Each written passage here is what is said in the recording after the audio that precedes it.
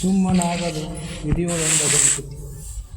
ಇದು ನಿತ್ಯ ಇದು ಅನಿತ್ಯವೆಂಬುದು ಅರಿಯದೆ, ಹೃದಯದ ಭೋಗ್ಯಚ್ಛೆ ದೊರೆಯದೆ, ವದ ವಿಷಮಾದಿ ಸಾಧನವಾರು ನೆರೆಯದೆ, ಸದುಗತಿಯ ಆಸೆಗಳು ಉರಿಯದೆ, ಗುರುಪಾದ ಸೇವೆ ಒಲವಿಂದ ಮಾಡದೆ, ವರ ನಿಗಮವ ನೋಡಿ ಪಾಡದೆ, ಶರೀರ ಮುಂತಾದ ಉಪಾಧಿಗಳ ನೀಡಾಡದೆ, ಪರಮ ಜೀವನನೊಂದುಗೂಡದೆ, ಸ್ವಪರವೆಂಬ ಉಭಯ ವಾಸನೆ ದೊರೆ ಮುಳಿಯದೆ, ವಿಪರೀತ ಭಾವನೆ ಅಳಿಯದೆ, ಉಪಮೆಗೈದದ ಶಂಭುಲಿಂಗವಾಗುಳಿಯದೆ, ಸುಪಥವೀತೆರನೆಂದು ತಿಳಿಯದೆ, ಸುಮ್ಮನಾಗದು ವಿಧಿಯೊಳೊಂದದೆ ಮುಕುತಿ.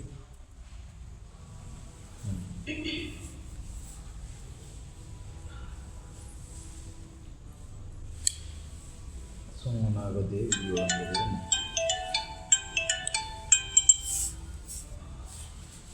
ಮನುಷ್ಯನಿಗೆ ಮುಕ್ತಿ ಇಚ್ಛಾ ಇದ್ದರೆ ಹಿಂಗೆ ನಡಿಬೇಕು ನೋಡಪ್ಪ ಅಂತ ಹೇಳ್ಕೊಂತ ಹೋಗ್ಯಾರ.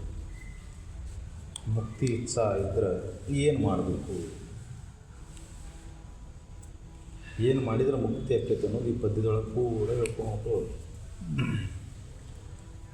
ಇದು ನಿತ್ಯ ಇದು ಅನಿತ್ಯ ಅರಿಯದೆ, ಹೃದಯದ ಭೋಗ್ಯಚ್ಛೆ ದೊರೆಯದೆ, ವದ ವಿಷಮಾದಿ ಸಾಧನವಾರು ನೆರೆಯದೆ, ಸದುಗತಿ ಆಸೆಗಳು ಉರಿಯದೆ.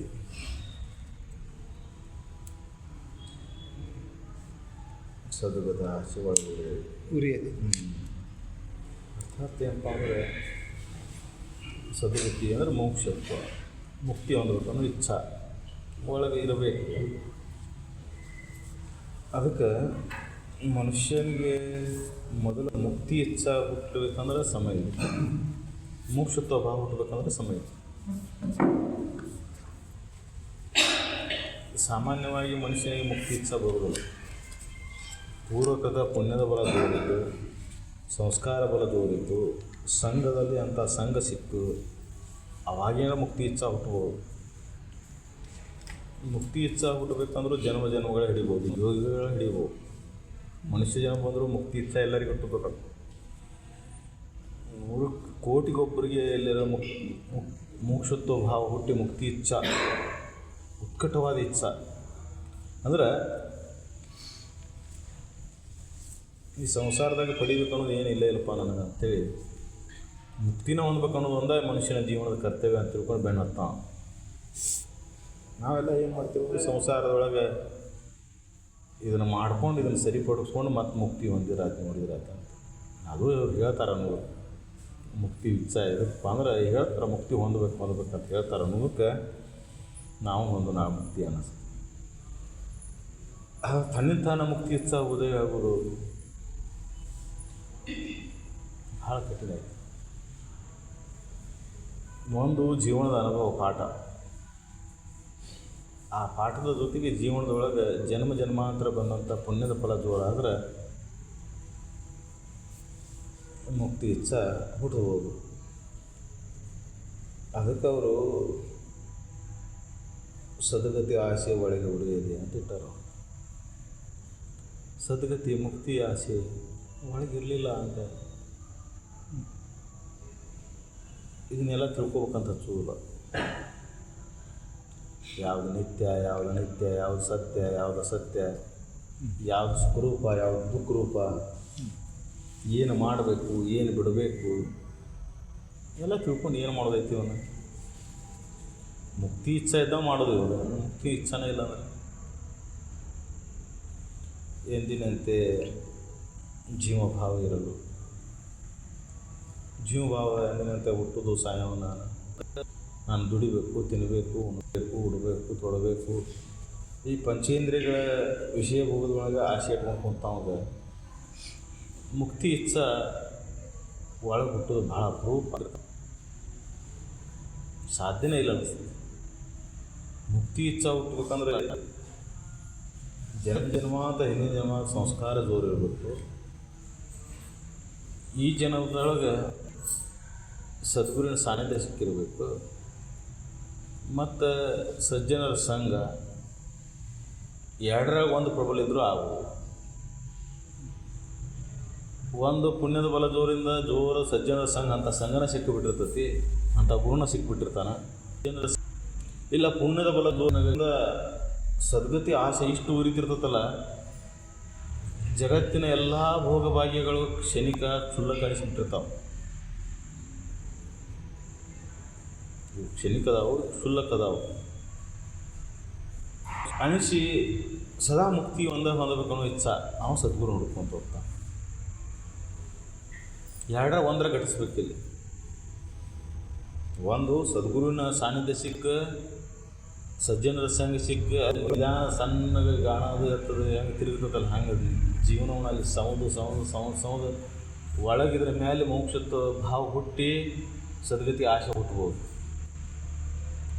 ಅಲ್ಲಿ ದೋಷ ದರ್ಶನ ಹಾಕ್ಕೊಂತ ಬಂದು ಈ ಜೀವನಗಳು ಇಲ್ಲ. ಜನ್ಮಾಂತರ ಸಂಸ್ಕಾರ ಬಲ ಜೋರಾಗಿ ಈ ಜಗತ್ತಿನೊಳಗೆ ಇರ್ತಕ್ಕಂಥ ಎಲ್ಲ ಭೋಗಿಗಳು ಕ್ಷುಲ್ಲಕದಾವು ಮತ್ತು ಕ್ಷಣಿಕ ಸುಖ ಕೊಡ್ತಾವು. ಇದರೊಳಗೆ ಸುಖ ಅನ್ನೋದಿಲ್ಲ.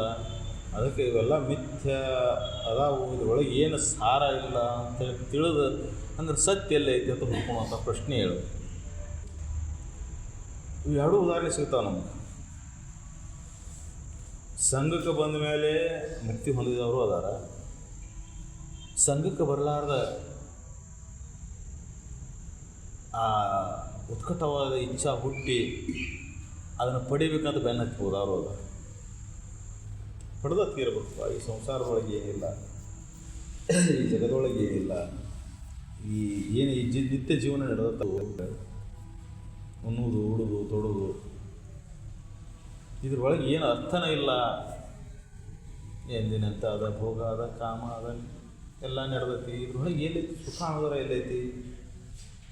ಮರಚಿಕೆ ಇದು ತೋರ್ತತಿ, ತೋರ್ತತಿ ಅಲ್ಲೈತಿ ಬಾ ಅಂತ ಅನಿಸ್ತತಿ, ಮತ್ತೆ ಅಲ್ಲಿ ಕರ್ಕೊಂಡು ಹೋಗ್ತತಿ, ಬಿಡ್ತತಿ, ಇಲ್ಲಿ ಐತಿ ಅನಿಸ್ತತಿ. ಅರ್ಥಾತ್ ಏನಪ್ಪ ಅಂದ್ರೆ ಜೀವನವನ್ನು ಹಿಂಗೆ ಕಳೆದು ಬಿಡ್ತತಿ. ಇದು ನನ್ನನ್ನು ದಾರಿ ತಪ್ಪಿಸಿ, ಈ ದಾರಿ ತಪ್ಪಿಸಿ ಹೋಗತಕ್ಕಂಥ ಈ ಅಜ್ಞಾನದಿಂದ ಹುಟ್ಟಿದಂಥ ಈ ಮಾಯೆ ಬೆನ್ನತ್ತಿ ಹೋಗೋದು ಸ್ಥರ ಅಲ್ಲ, ಯೋಗ್ಯ ಅಲ್ಲ ಅಂತೇಳಿ ತಿಳಿದು ಈ ಮಾಯೆಯನ್ನು ಮೀರಿ ಅಥವಾ ಇದನ್ನು ದೂರೀಕರಿಸಿ ಧಿಕ್ಕರಿಸಿ ಮುಕ್ತಿಯನ್ನು ಹುಡ್ಕೊತ ಹೋಗೋದು. ಈ ಮಾಯೆ ಬಲಿಯೊಳಗೆ ಬೀಳಲಾರ್ದ ಇದನ್ನು ಧಿಕ್ಕರಿಸಿ ಹೋಗಬೇಕಂದ್ರೆ ಎಷ್ಟು ಜನ್ಮದ ಪುಣ್ಯದ ಬಲ ದೂರ ಆಗಿರ್ಬೇಕಲ್ಲಿ. ಸಂಸಾರ ಎಂಬ ಮಾಯೆ ಏನೈತಲ್ಲ, ಇದರ ಬಲಿಯುಗಳು ಬೀಳಲಾರ ಯಾರಿಲ್ಲ ಇಲ್ಲ. ರಾಮನು ಬಿದ್ದ ಮಾಯೆ ಬಲಿಗೆ, ತನ್ನ ನಿಜ ಸ್ವರೂಪವನ್ನು ಮರೆತು ಹೊರಗೆ ಹುಡ್ಕೊಂತ ಹೊಂಟು ಬಿಟ್ಟ. ಮಾಯಾಮೃಗ ಅಥವಾ ಬಂಗಾರದ ಜಿಂಕೆ ಅಂತ ಹೇಳ್ತಲ್ಲ, ಅದು ಹಂಗೆ ತೋರ್ತತಿ. ಇಲ್ಲಿ ಐತಂತ ತೋರ್ತತಿ, ಅಲ್ಲಿ ಹೊಪ್ಪಳೆ ಅಲ್ಲಿರೋದಿಲ್ಲ. ಮತ್ತು ಇಲ್ಲಿ ಐತಂತ ತೋರ್ತತಿ, ಅಲ್ಲಿ ಹೊಪ್ಪಳೆ ಅಲ್ಲಿರೋದಿಲ್ಲ. ಹಂಗೆ ಹುಡುಕೋದು ಇಲ್ಲಿ ಮತ್ತೆ ಮುಂದೆ ಕಾಣ್ತತಿ. ಅಲ್ಲಿಲ್ಲ ಅಂತೇಳಿ ಮತ್ತೆ ಸುಮ್ಮನೆ ಹೊಳೆ ಬರೋಂಗೆ ಮತ್ತೆ ಮುಂದೆ ಕಾಣ್ತತಿ, ಅಲ್ಲಿರ್ಬೋದು. ಅಂದರೆ ಹಿಂಗೆ ಜೀವನ ಅಂದ್ರೆ ಮಾಯೆ ಅನ್ನೋದ್ರ ಸಂಬಂಧ ಆಯಾ ಮಾಯಾಮೃಗದ ರೂಪವನ್ನು ತೋರಿದ್ರೆ ಕತಿ ರೂಪದೊಳಗಷ್ಟೇ ಈ ಜೀವನನ ಒಂದು ಮಾಯೆ, ಸಂಸಾರನ ಒಂದು ಮಾಯೆ, ಈ ಪ್ರಪಂಚನ ಒಂದು ಮಾಯೆ. ಇದು ಮಾಯೆ ಅಥವಾ ಇದು ಮಿಥ್ಯ ಅಂತ ತಿಳಿದು ಬಹಳ ಕಡಿಮೆ ಜನರಿಗೆ ತಿಳಿದಿರ್ಬೋದು. ಅವ ಪುಣ್ಯವಾನ ಯಾವ ತಿಳಿದಿರ್ತಲ್ಲ ಇದು ಮಿಥ್ಯ ಅನ್ನೋದು, ಅವನು ಪುಣ್ಯದ ಬಲ ಜೋರ ಐತೆ ಅಂತ ತಿಳ್ಬೋದು. ಮತ್ತು ಈ ಸಂಸಾರದೊಳಗೆ ಹುಡ್ಕೊಂತ ಅವಾಗ ಸದ್ಗುರು ಸಂಗಿದ್ರೇನು, ಸನಿಪಿದ್ರೇನು, ಭಾಳ ಸಮಯ ಕಳಿಬೇಕಾಗತ್ತ. ಅವನಿಗೆ ಯಾರಿಗಿದು ಮಿಥ್ಯ ಅಂತ ತಿಳಿದಿರ್ತೈತಿ, ಅವ್ನು ಸದ್ಗುರು ಹಿಡ್ಕೊಂಡೋಗಿ ಪಟ್ಟಣ ಆಗಿಬಿಡ್ತಾನೆ. ಆದರೂ ಸಮಯ ಹಿಡಿತೈತಿ, ಮುದ್ದುಗೆ 12 ವರ್ಷ ಹಿಡಿತು. ಜಗತ್ತನ್ನು ತಿರುಗಿದ, ಅಲ್ಲಿರ್ಬೋದು, ಇಲ್ಲಿರ್ಬೋದು, ಸುಖ ಅನ್ನೋದು ಹೊರಗಡೆ ಎಲ್ಲ ಹುಡುಕಿದ, ತಿರುಗಿದ, ಯಾರು ಹೇಳ್ಕೊಡ್ತಾರನೋ, ಯಾರು ಕಲಿಸ್ತಾನಂತ ನೋಡಿದ, ಕಡೆಗೆ ತಾನೊಳಗೆ ಕಂಡುಕೊಂಡು. ಅರ್ಥಾತ್ ಏನಪ್ಪ ಅಂದ್ರೆ ಇದು ಒಂದು ದಿನಕ್ಕೆ ಸಟ್ನ ಆಗಿಬಿಡುವಂಥದ್ದಲ್ಲ. ಪುಣ್ಯದ ಬಲ ಜೋರು ಇದ್ದು ಪ್ರಯತ್ನವೂ ಬೇಕಿದೆ. ಪುಣ್ಯದ ಬಲ ಜೋರ ಇದ್ದು ಪ್ರಯತ್ನ ಇರಲಿಲ್ಲ ಅಂದ್ರೆ ವ್ಯರ್ಥ ಆಗುತ್ತೆ. ದನ ಕನಕ ಆಗೋದು, ಸಿರಿ ಸಂಪತ್ತು ಎಲ್ಲ ಕೊಟ್ಟಿರ್ತದೆ, ಎಲ್ಲ ಬಂದಿರ್ತೈತಿ, ಭೋಗ ಭಾಗ್ಯಗಳಿಗೆಲ್ಲ ಇರ್ತೈತಿ. ಅಂಥ ಟೈಮ್ದಾಗ ಇದ್ರ ಕಡೆ ಒಲವಾಗಬೇಕಲ್ಲ. ಸಂಸಾರ ಒಳಗೆ ಎಲ್ಲ ಇದ್ದಾಗೂ ಇದ್ರ ಕಡೆ ಒಲವಾಗಬೇಕು. ಎಲ್ಲ ವೈಭೋಗ ಐತಿ, ಉಣ್ಣಾಕೈತಿ, ಉಡಾಕೈತಿ. ಜಗತ್ತಿನ ಎಲ್ಲ ಭೋಗ ಭಾಗ್ಯಗಳು ಅದಾವು. ಇದ್ರೊಳಗೆ ಏನಿಲ್ಲಪ್ಪ ಅನ್ನೋಂಥ ಜ್ಞಾನ ಉದಯ ಆಗಬೇಕಂದ್ರೆ ಪುಣ್ಯದ ಗುಣ ದೂರ ಇದ್ದಾಗ ಮಾತ್ರ. ಇಲ್ಲಾಂದ್ರೆ ಈ ಸಂಸಾರದ ಎಂಬ ಮಾಯೆ ಅಷ್ಟು ಸರಳ ಬಿಟ್ಕೊಡೋದಿಲ್ಲ ಇದು. ಇದ್ರೊಳಗೆಲ್ಲ ಆಪತ್ತುಗಳು, ತೊಂದರೆಗಳು ಬಂದಾಗ ನೆನಪಾಗೋದು ಬೇರೆ. ಅದು ಆ ಕ್ಷಣಿಕ ವೈರಾಗ್ಯ ಮರೆತು ಹೋಗತಿ, ಮತ್ತು ಸಂಸಾರದೊಳಗೆ ಮತ್ತೆ ತಿಳ್ಕೊಂಡ್ಬಿಡ್ತಾನೆ ನಿಂತಾನೆ. ಆದರೆ ಇವನಿಗೆ ಏನಾಗಿರ್ತೈತಲ್ಲ ವೈರಾಗ್ಯ, ಎಲ್ಲ ಐತಿ ಇದ್ರೂ ಸದ್ಯಕ್ಕೆ ಇದ್ರೊಳಗೆ ರುಚಿ ಇಲ್ಲ. ಸಂಸಾರದೊಳಗೆ ಏನು ರುಚಿ ಇಲ್ಲ, ಸಾರಿಲ್ಲ, ಬೆಳ್ಳಿಲ್ಲ. ಇದ್ರೊಳಗೆ ಸುಖ ಅನ್ನೋದೇ ಇಲ್ವೋ? ಇದ್ರೊಳಗೆ ಸುಖ ಅನ್ನೋದು ಇಲ್ಲ ಅಂತ ಯಾರಿಗೆ ಭಾಸ ಆಗಿರ್ತೈತಲ್ಲ ಅವ್ನು ಪುಣ್ಯ. ಅದಕ್ಕೆ ಪುಣ್ಯ ಇಲ್ಲ ಅಂದರೆ ಇದು ಹೊಳೆಯೇ ಇಲ್ಲ ನೋಡಪ್ಪ ಅಂತ ಹೇಳ್ತಾರೆ. ಪುಣ್ಯ ಇಲ್ಲದೋ ಎಂಥದ್ರ ಅಂತ ಪ್ರಶ್ನೆ ಮಾಡ್ತಾರೆ. ಮೈತ್ರಿಗೆ ಯಾಜ್ಞವಲ್ಕ್ಯರು ಹೇಳಿದಾಗ ಪುಣ್ಯ ಇಲ್ಲ ಅಂದರೆ ಇದು ನೆನಪು ಆಗೋದಿಲ್ಲ. ಇದು ಸಮೀಪಕ್ಕೆ ಸುಳಿದು ದೂರ ಉಳಿತು, ಇದು ನೆನಪು ಆಗೋದಿಲ್ಲ. ಈ ಸಂಸಾರ ಮಾಯ ಅನ್ನೋದು ನೆನಪಾಗೋದಿಲ್ಲ. ಎಷ್ಟು ಹೇಳ್ಕೊಂಡ್ಬಿಡ್ತಂದ್ರೆ ಕಾಲ ಹೋಗಿದ್ದ, ಕಾಲ ಚಕ್ರ ತಿರುಗಿದ್ದ ಗೊತ್ತಾಗಿರೋದಿಲ್ಲ. ನೀನು ಬಾಲಕ ಅವಸ್ಥೆ ಐತೆ ಅನ್ನೋದ್ಲೆ ಯೌವನ ಬಂದಿರ್ತೈತಿ, ಯೌವನ ಜಾರತ ಅನ್ನೋದ್ಲೆ ಹೆಂಗ ಮುಪ್ಪ ಆವರಿಸ್ಕೊಂಡಾಗ್ಬಿಟ್ಟಿರ್ತೀವಿ. ಸಮಯ ಸರಿದಿದ್ದು ಗೊತ್ತಾಗೋದು. ನಾವೇನೋ ತಿಳ್ಕೊಂಡಿರ್ತೇವೆ ನಿಜ ಸ್ವರೂಪ ಯಾವಾಗ ಹಂಗೆ ಇರ್ತೈತಲ್ಲ ಅದು. ಅದಕ್ಕೆ ಆಯುಷ್ಯ ಅನ್ನೋದಿಲ್ಲ. ನೀವು ಒಳಗೊಳಗೆ ಗೊತ್ತೈತಿ ತಾನ ನಿಜ ಸ್ವರೂಪನ ಅಂತೇಳಿ, ನಿಮ್ಗೆ ಆಯುಷ್ಯ ಇಲ್ಲ ಅಂತೇಳಿ, ಅದಕ್ಕೆ ಇವ ಹಂಗೆ ಆಟ ಆಡ್ತಾನೆ. ನೀವು ಮರ್ತಿರ್ತಾನೆ ಈ ಶರೀರ ಕೆಲವೊಂದು ಭಾವದಾಗ. ಇದಕ್ಕೆ ವಯಸ್ಸಾಯ್ತು ಅನ್ನೋದು ಮರ್ತಿರ್ತಾನೆ, ಇದಕ್ಕೆ ಮುಖ ಬಂದತ ಬರ್ತಾನೆ, ಇದು ಸಾಯ್ತೈತೆ ಅನ್ನೋದು ಮರ್ತಿರ್ತಾನೆ. ಯಾಕಂದ್ರೆ ಸಾವಿಲ್ಲದಂಥ ವಸ್ತು ತಾನು ಅದಾನ, ಅದು ಒಳಗೆ ಗೊತ್ತೈತಿ. ಆದರೆ ಮರೆದು ಏನು ಮಾಡ್ತಾನೆ, ಈ ಸಂಸಾರದೊಳಗೆ, ಈ ಜಗತ್ತಿನೊಳಗೆ ಮೋಹಕ್ಕೆ ಬಿದ್ದಿರ್ತಾನಲ್ಲ, ಇದ್ರ ಬೆನ್ನತ್ತಿ ಆಟ ಆಡ್ಕೊಂತ ಹೋಗಿರ್ತಾನೆ. ಇದು ಬೆನ್ನತ್ತಿ ಹಿಂಗೆ ಆಟ ಆಡಿಸ್ಕೊಂತ ಹೋಗ್ತಲ್ಲ, ಇದು ಎದಕ್ಕೆ ಬಂದತ್ತು ಅನ್ನೋದನ್ನು ಮರೆಸಿಬಿಟ್ಟಿರ್ತದೆ. ಈ ಶರೀರ ಎದಕ್ಕೆ ತೊಗೊಂಬಂದಾನ ಇದನ್ನು? ಮನುಷ್ಯ ಶರೀರ ಬಂದೈತಿ, ಅಲ್ಲಿ ಬುದ್ಧಿ ಐತಿ, ವಿವೇಕ ಐತಿ, ಸತ್ಯ ನಿತ್ಯ ಚಿಂತನೆ ಮಾಡುವಂಥ ಸಾಮರ್ಥ್ಯ ಐತಿ. ಆ ಸಾಮರ್ಥ್ಯ ಇದ್ದಾಗ ಸದ್ಯಕ್ಕೆ ಮುಕ್ಷತ್ವ ಭಾವ ಹುಟ್ಟಲೇ ಇಲ್ಲಲ್ಲ.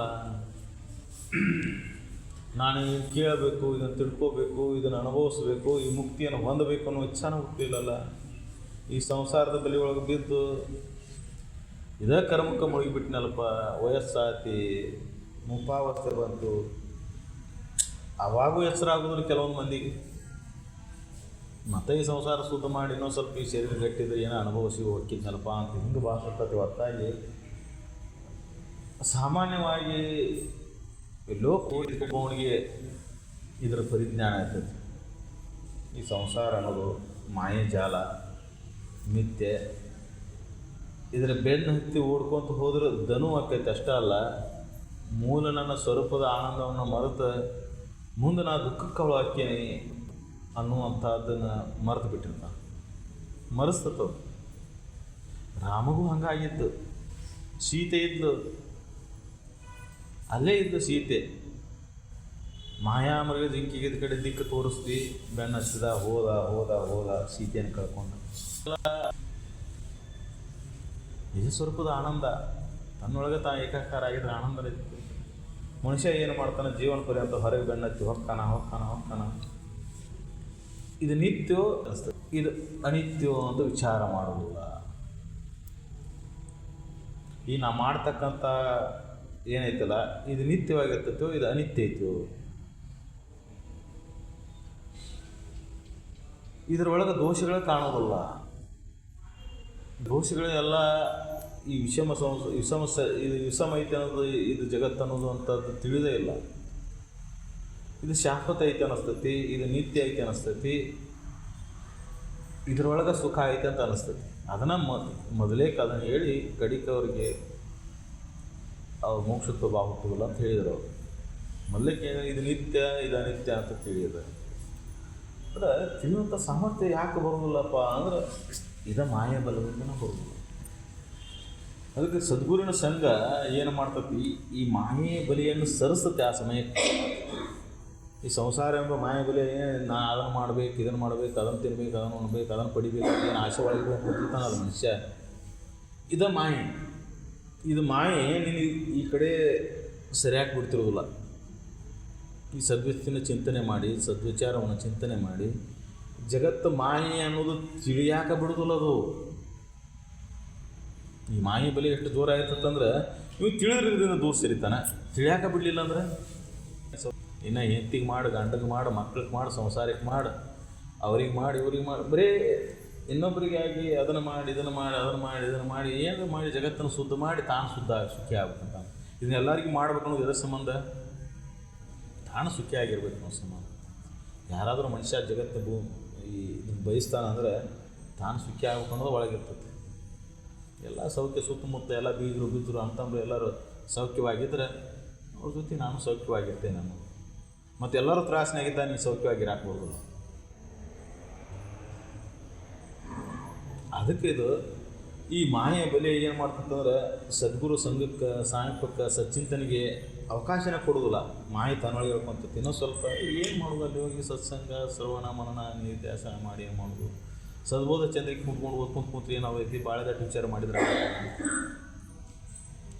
ಶ್ರುತಿ ಓದಿದ್ರೆ ಏನಾಕತ್ತಿ, ಮತ್ತು ವಿಚಾರ ಮಾಡ್ಕೊಂತ ಭಾಳ ದಟ್ಟು ವಿಚಾರ ಮಾಡಿರ್ತೈತಿ. ಇದು ರುಚಿಸೋದಿಲ್ಲ, ಇದ್ರ ಕಡೆ ಒಲವು ಹುಟ್ಟೋದಿಲ್ಲ. ಮುಕ್ತನಾಗಬೇಕನ್ನೋ ಅಪೇಕ್ಷೆನೇ ಇಲ್ಲ. ಅಪೇಕ್ಷೆ ಹುಟ್ಟೋದನೇ ಇಲ್ಲ ಒಳಗೆ. ಹಿಂಗೆ ಜೀವನ ಕಳಿಸಿಬಿಡ್ತೈತಿ ಮಾಯೆ. ಹಿಂಗೆ ಜೀವನ ಕಳಿಸಿಬಿಡ್ತೈತಲ್ಲ, ಎಚ್ಚರಾಗ ಮಾಡೇ ಕೊಡೋದಿಲ್ಲ ನೀನು. ಮಬ್ಬನಾಗ ಹಂಗೆ ಕಳೆದ್ಬಿಡ್ತಾನೆ ಜೀವನ. ಅದಕ್ಕೆ ಈ ಮಾಯೆ ಬಲಿಯಲ್ಲಿ ಬಿದ್ದು, ಮಬ್ಬಿನೊಳಗೆ ಬಿದ್ದು ಮನುಷ್ಯ ಏನು ಮಾಡ್ತಾನೆ, ಭೋಗಕ್ಕಾಗಿ ಯಮ ನಿಯಮಾದಿಗಳನ್ನು ಮರಿತಾನೆ, ನೀತಿ ನಿಯಮಾದಿಗಳನ್ನು ಮರಿತಾನೆ. ಅಲ್ಲೇ ಪಾಪಕರ್ಮಗಳನ್ನು ಮಾಡೋಕ್ಕೆ ಶುರು ಮಾಡ್ತಾನೆ. ಎಷ್ಟು ಮಾಯೆ ಬಲಿ ಜೋರಾಕತ್ತಂದ್ರೆ ಇದು ನಿನ್ನ ಪಾಪಕರ್ಮಗಳಿಗೆ ಹೇಳ್ಕೊಂಡು ಹೋಗ್ತತಿ. ಸತ್ಸಂಗ ದೂರ ಸರಿಸೋದು ಅಷ್ಟೇ ಅಲ್ಲ, ಈ ಮಾಯೆ ಬೆಲೆ ಎಷ್ಟು ಜೋರ ಆಯ್ತಂದ್ರೆ ಪುಣ್ಯಕರ್ಮ ಮಾಡೋದು ದೂರ ಉಳಿತಿ, ನಿನ್ನ ಕಡೆ ಪಾಪಕರ್ಮಗಳನ್ನು ಮಾಡೋಕೆ ಹಸ್ತತಿ. ಅಣ್ಣತಂಬ್ರಿಗೆ ಮೋಸ ಮಾಡೋದು, ಒಡಹುಟ್ಟಿದವ್ರಿಗೆ ಸುಳ್ಳು ಹೇಳೋದು, ಗಂಡ ಹೆಂಡತಿಗೆ ಸುಳ್ಳು ಹೇಳೋದು, ಗಂಡಗೆ ಸುಳ್ಳು ಹೇಳೋದು, ವಿಷಯಾದಿಗಳದು ಆಸೆಯಿಂದ ಮೋಸ, ವಂಚನೆ, ಸುಳ್ಳು, ಇವು ಏನು ದುರ್ಗುಣಗಳು ಏನದಾವಲ್ಲ, ಇವು ತನ್ನ ಬಂದು ಸೇರ್ಕೋತ ಹೋಗಿರ್ತಾವೆ. ಇದೇ ಮಾಯೆ ಮೇಲೆ. ಎದಕ್ಕಾಗಿ ಅನಿಮಿತ್ಯ ಆದಂಥ ವಿಷಯಾದಿಗಳಿಗೋಸ್ಕರ ನಿತ್ಯ ಇಲ್ಲಿವು, ಸತ್ಯ ಇಲ್ಲಿವು, ಇವು ಶಾಶ್ವತ ಇಲ್ಲ, ಮತ್ತು ಇವು ಯಾವ ಜೊತೆ ಬರೋದಿಲ್ಲ. ಯಾವರ ಜೊತೆ ಬರ್ತಾವ ನೋಡ್ರಿ. ನೀವು ಏನು ಗಳಿಸಿರಲ್ಲ ಇಷ್ಟು ದಿನ ಜೀವನದೊಳಗೆ, ಯಾವುದರ ಒಂದರ ಜೊತೆ ಬರ್ತದೆ ಅಂದ್ರೆ ಯಾವುದೋ ಜೊತೆ ಬರಲ್ಲ. ಮಾಡಿದಂಥ ಪುಣ್ಯ ಪಾಪ, ಅದಕ್ಕೆ ಸಂಸ್ಕಾರ ಅಂತಾರೆ. ಪುಣ್ಯ ಪಾಪ ಅಂದ್ರೆ ಅದು ಜಡವಸ್ತು ಅಲ್ಲ, ಸಂಸ್ಕಾರ. ಆ ಸಂಸ್ಕಾರ ಏನು ನಿನ್ನ ಅಂತಃಕರಣದೊಳಗೆ ಸಂಸ್ಕಾರ ಉಳಿದಿರ್ತದಲ್ಲ, ಅದು ಜನ್ಮಾಂತರಕ್ಕೆ ಕಾರಣ. ಜೀವಾತ್ಮ ಸೂಕ್ಷ್ಮವಾದ ವಾಸನೆಗಳನ್ನು ಹೊತ್ಕೊಂಡು ಈ ಶರೀರದಿಂದ ಮತ್ತೊಂದು ಶರೀರಕ್ಕೆ ಒಯ್ತಾನೆ. ಅದನ್ನು ಹೆಂಗೆ ನೆಂಬುದ್ರಿ ಅಂತ ವಿಜ್ಞಾನ ಪ್ರಶ್ನೆ ಮಾಡ್ತಾರೆ ಕೆಲವೊಂದು.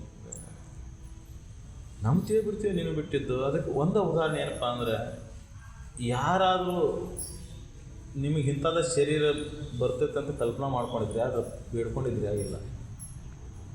ಗಂಡಾಗಿ ಹುಟ್ಟಬೇಕು, ಹೆಣ್ಣಾಗಿ ಹುಟ್ಟಬೇಕು, ಇಂಥ ಮನೆಯಾಗಿ ಹುಟ್ಟಬೇಕು, ಇಲ್ಲ. ಮಾಡಿದಂಥ ಕರ್ಮದ ಫಲದಿಂದ ಅಲ್ಲಿ ಹುಟ್ಟಿ ಅದ ಮನೆಯಾಗಿ ಹುಟ್ಟಿ ಅಂದ್ರೆ ಮತ್ತೆ ಹೆಂಗೆ ಭಾಗ್ಯ ಇರ್ತಾವೆ ನೋಡು. ನೀವು ಮಾಡಿದ ಕರ್ಮದ ಫಲಗಳು. ಒಬ್ಬ ಬುದ್ಧಿ ಹೆಚ್ಚಿಗೆ ಇರ್ತೈತಿ, ಒಬ್ಬ ಬುದ್ಧಿ ಕಡಿಮೆ ಇರ್ತವೆ. ಒಂದೇ ತಂದೆ ತಾಯಿ ಮಕ್ಕಳು. ತಂದೆ ತಾಯಿ ಬೇರೆ ಅಲ್ಲ, ಅವ್ರೇನು ನೀವು ಬುದ್ಧಿ ಹೆಚ್ಚಿಗೆ ಕೊಡ್ಬೇಕು, ನೀವು ಬುದ್ಧಿ ಕಡಿಮೆ ಕೊಡ್ಬೇಕು ಅಂತ ನಿಮ್ಮ ತಂದೆ ತಾಯಿ ಅಂದರೆ ನಿರ್ಧಾರ ಮಾಡಿದ್ರಣ? ಯಾರು ನಿರ್ಧಾರ ಮಾಡಿದಾರ?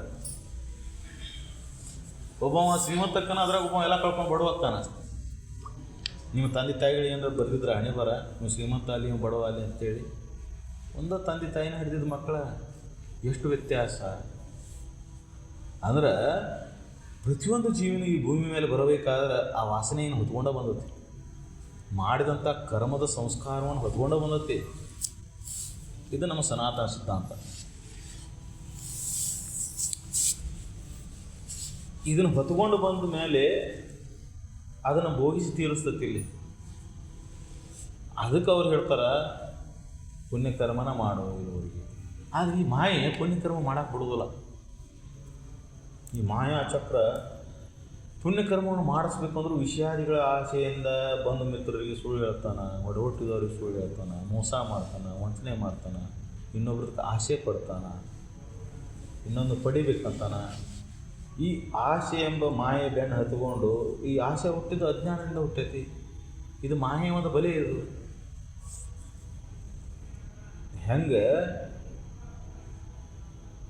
ಒಂದು ಯಾವ್ದಾರ ಒಂದು ಪ್ರಾಣಿನ ಹಿಡಿಬೇಕಂದ್ರೆ, ಯಾವ್ದಾರ ಒಂದು ಪಕ್ಷಿನ ಹಿಡಿಬೇಕಂದ್ರೆ ಬಲೆ ಹಾಕಿ ಅದಕ್ಕೆ ಒಂದು ಆಸೆ ತೋರಿಸಿರ್ತಾರೆ. ಹಂಗೆ ಇದ್ರೊಳಗೆ ಜಗತ್ತಿನೊಳಗೆ ಆಸೆ ಎಂಬುದು ಅಲ್ಲೇ ಇಲ್ಲೇ ಸುಖ ಆಯ್ತಂತ ತೋರಿಸ್ಕೋತ ನಮ್ಮನ್ನು ಹೊರಗಡೆ ಎಳ್ಕೊಂಡು ಓದ್ಬಿಡ್ತೈತಿ. ಒಮ್ಮೆ ಅದರ ಬಲೆ ಒಳಗೆ ಬಿದ್ದ ಮೇಲೆ ಮತ್ತು ಈ ಕಡೆ ಎಳೆಸಲ್ದಂಗೆ ನೋಡ್ಕೊತದು. ಸಂಸಾರದ ಮಾಯ ಎಷ್ಟು ನಮ್ಮನ್ನು ಈ ಕಡೆ ಬೆಳೆದಂಗೆ ನೋಡ್ಕೊತಂದ್ರೆ ಸದ್ವಿಚಾರ ಸಚ್ಚಿಂತನೆಗಳ ಒಲ ಹುಟ್ಟೋದಿಲ್ಲ. ಸಜ್ಜನರ ಸಂಘ ಕಡೆ ಒಲ ಹುಟ್ಟೋದು. ಒಲ ಹುಟ್ಟಿದೆ ಅಂದ್ರೆ ಯಾವಾಗ ಹುಟ್ಟತ್ರಿ? ಏನೋ ತಾಪತ್ರೆ ಬಂದಿರ್ಬೇಕು ಅವಾಗ. ಈ ಶರೀರಕ್ಕರ ಬಂದಿರಬೇಕು, ಮತ್ತು ಹೊರಗಿಂದರ ಸಿರಿ ಸಂಪತ್ತರ ಕೊರತೆ ಆಗಿರ್ಬೇಕು. ಏನು ಕೊರತೆ ಆದಾಗ ಮತ್ತೆ ಅವಾಗ ಏನು ನಡೆಸ್ತಾನೆ? ಗುರುನ ನಡೆಸ್ತಾನೆ, ದೇವ್ರು ನೆನೆಸ್ತಾನೆ. ಯಾವಾಗ ನೆನೆಸ್ತೀರಿಪ್ಪ ದೇವ್ರನ್ನ? ಎದಕ್ಕಾಗಿ ನೆನೆಸ್ತೀರಿ? ಯಾವಾಗ ನೆನೆಸ್ತೀರಿ? ಎದಕ್ಕಾಗಿ ನೆನೆಸ್ತೀರಿ? ಸಂಕಟ ಬಂದಾಗ ವೆಂಕಟರಮಣ ಅಂತೀರಿ, ಹೌದಲ್ಲ? ಎದಕ್ಕಾಗಿ ನೆನೆಸ್ತೀರಿ? ವಿಷಯಕ್ಕಾಗಿ ನೆನೆಸ್ತೀರಿ. ನನ್ನ ನೌಕರಿ ಕೊಡಪ್ಪ, ನನ್ನ ಪಾಸ್ ಮಾಡೋ, ನಾನು ಚಲೋ ಹೆಂಡತಿ ಕೊಡ, ಚಲೋ ಗಂಡನ ಕೊಡ, ಚಲೋ ಮಕ್ಕಳನ್ನು ಕೊಡ. ನೆನೆಸೋದು ಎದಕ್ಕಾಗಿ ನೆನೆಸ್ತೀರಿ? ಮತ್ತು ಇದಕ್ಕೆ ಇವನ್ನ ನೆನೆಸ್ತೀರಲ್ಲ. ಇದನ್ನು ಬಿಟ್ಟು ಬೇರೆ ಏನಾರ ನೆನೆಸಿರ ನೀವು? ಅರ್ಥಾತ್ ಏನಪ್ಪ ಅಂದ್ರೆ ನಾವು ಈ ಮಾಯೆ ಬರೀ ಎಷ್ಟು ಜೋರಾಗೈತೆ ಅಂದ್ರೆ ಇದನ್ನು ಬಿಟ್ಟು ಹೊರಗೆ ಬರೋಕ್ಕೆ ಬಿಡೋದಿಲ್ಲ ನಿನಗದು. ಇದನ್ನು ಬಿಟ್ಟು ಹೊರಗೆ ಬರೋಕ್ಕೆ ಬಿಡೋದೇ ಇಲ್ಲ ನಿನಗದು. ಮತ್ತೆ ಗುರುವಿನ ಸಾನ್ನಿಧ್ಯಕ್ಕೆ ಬಂದರೂ ಮತ್ತೆ ಏನು ಮಾಡಿಸ್ತೈತಿ? ಮತ್ತೆ ಆ ಮಾಯ ಬೆಲೆ ಬೀಸ ಬಿಟ್ಟಿರ್ತೈತೆ ಅಲ್ಲಿ. ಹೆಂಡತಿ ಸಂಬಂಧರ ಕೇಳ್ಕೊ, ಗಂಡನ ಸಂಬಂಧರ ಕೇಳ್ಕೊ, ಮಕ್ಕಳ ಸಂಬಂಧರ ಕೇಳ್ಕೊ.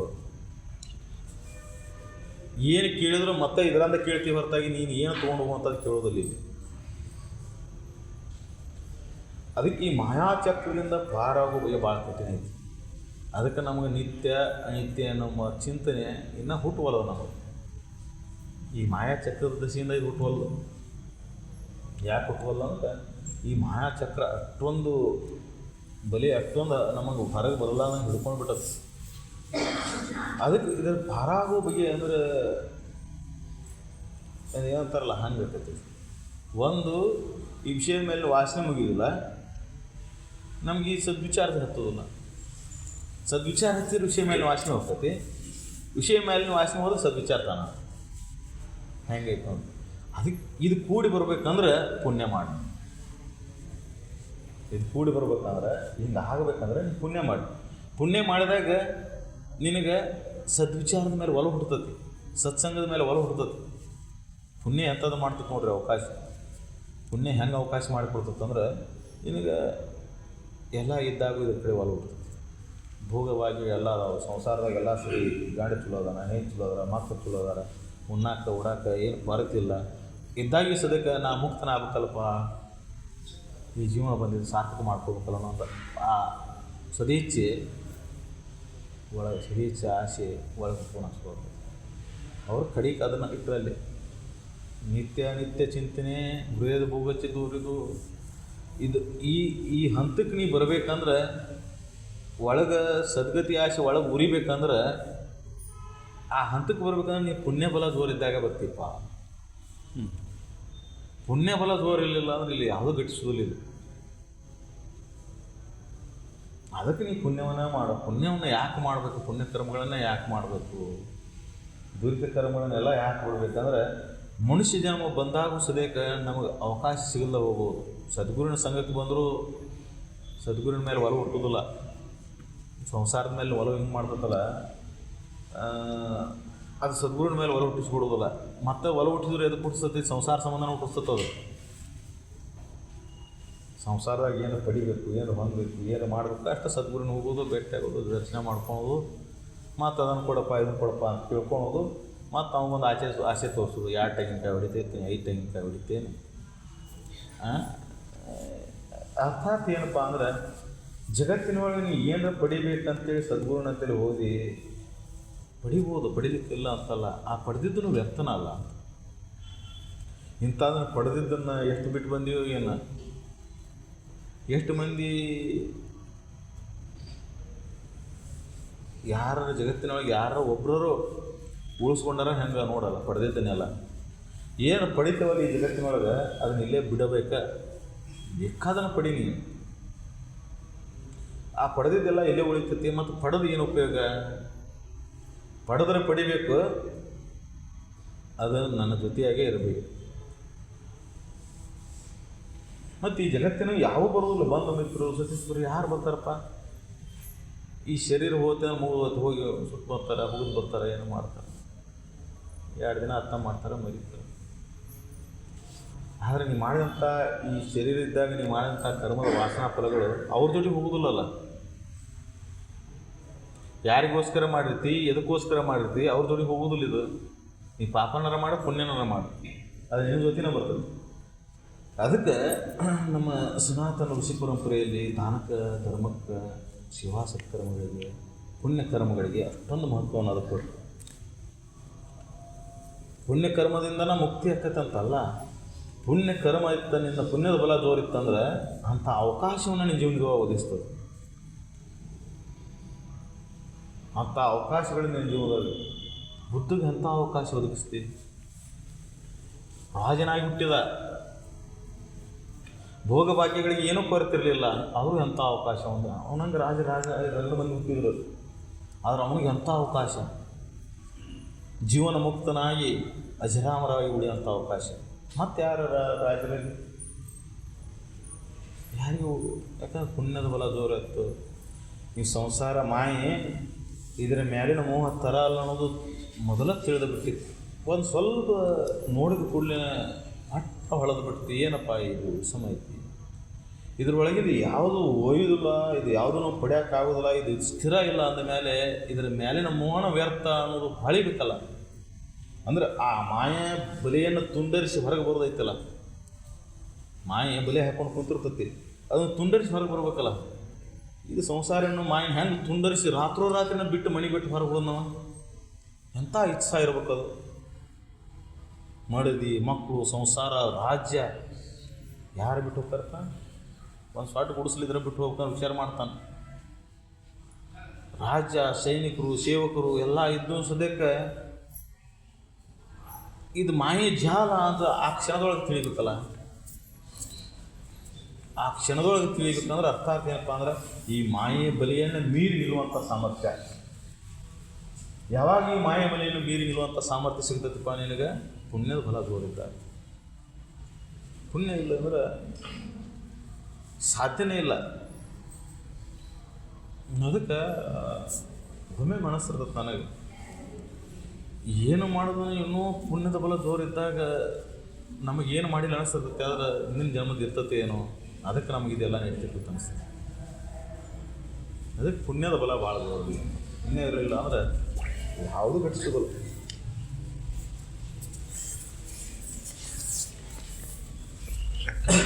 साधु संत महाराज की जय।